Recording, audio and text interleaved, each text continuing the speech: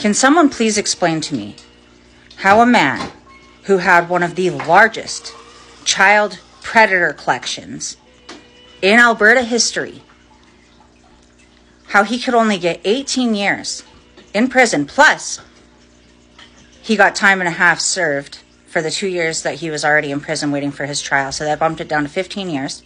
Okay. This was back in 2019.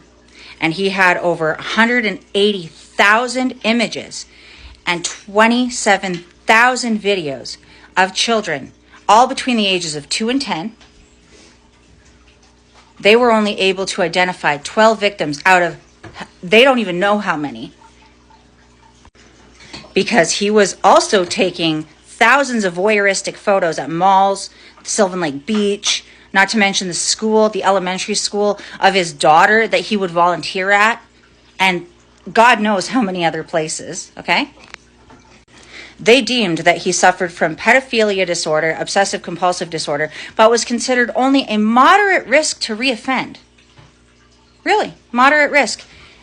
What they don't tell you in all of this is that he was actually taken to court twice before he was caught with all of this. Once from his daughter's mother. She took him to court for essaying his own daughter. She found out when her daughter was only 3 years old that he had been doing this.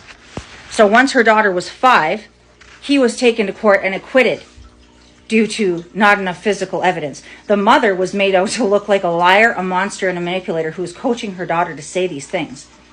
He then got 50-50 custody of his daughter, and there was nothing this mother could do about it. She fought so hard.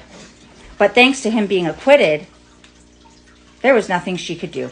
It was either turn her daughter into the hands of this monster for 50-50 custody, or potentially be arrested and lose 100% custody for not following through with a court order.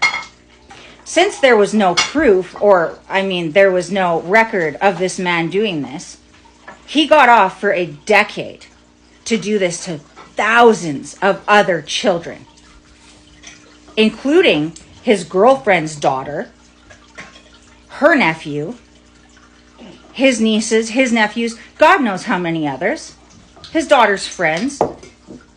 Like what? Oh, and then a couple years after he had gotten 50-50 custody of his daughter, he went and rented a room from a couple up in Fox Creek who had a 3-year-old daughter, who he also essayed and made videos and pictures of, who went to her parents, who went to the cops, who went through the courts, who was once again acquitted of all charges. Yes, they found videos and pictures of this little girl after they finally went through with a full investigation years later. Yeah, nice, eh? That is our court system. And yet this man is only deemed a moderate risk to reoffend. Oh, and the best part? He's already able to apply for day parole. This is a post made 2 days ago from his ex baby mama, okay, from the daughter that she had to fight for, that, the courts deemed wasn't a risk, whatever. Yeah. Day parole already. Yeah, moderate risk to reoffend. This is bullshit.